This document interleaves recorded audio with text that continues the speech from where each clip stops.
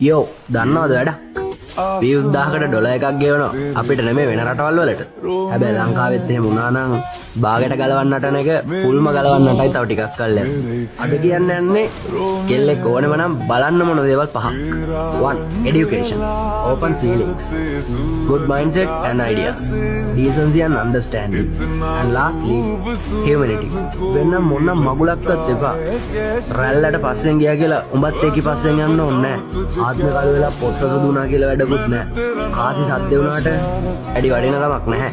ඒ වගේම බාල බඩු තමයි ඉක්මනට විකිනෙන්නේ. ඒකත් හරි අඩු ප්‍රයිස් වලට. ඉතින් වෙන දේවල් පස්සේ ගිහින් හැමිනෙන්නේ නැතුව ඔබට වටින කමක් දෙන ඔබට අගේ කේවක් හම්බෙන තැනක් හොයාගන්න. මේක කොල්ලෝ කෙල්ලෝ දෙගොල්ලොන්ට. දැන් එන ප්‍රශ්නේ තමයි එක්කෝ අවංකකම එහෙම. එහෙම යන්න බෑ. රැය වෙනකම් ඔන්ලයින් ඉන්න බෑ. ඔය වගේ දේවල්. බං උඹලා ගල් යුගයේද? මේක 21 වෙනි සියවස. මේ පදේට ඒකිවත් ඒකිගේ පදේට උඹවත් නටන්න ඕනේ නෑ. අන්ඩර්ස්ටෑන්ඩින් එක කියන්නේ අන්න ඒකට. දෙදින යාළු, ගෑනු යාළු නිදහස දීපන් ඕන එකකට. ඒකෙන් අයතු ප්‍රයෝජන නොගෙන ඉන්න එයා දැනගන්නවා. අන්න එතනදී සමාවක් දෙන්න නම් එපා. හැමදෙස්සෙම ලිමිට් එකේ ඉන්න දැනගන්න.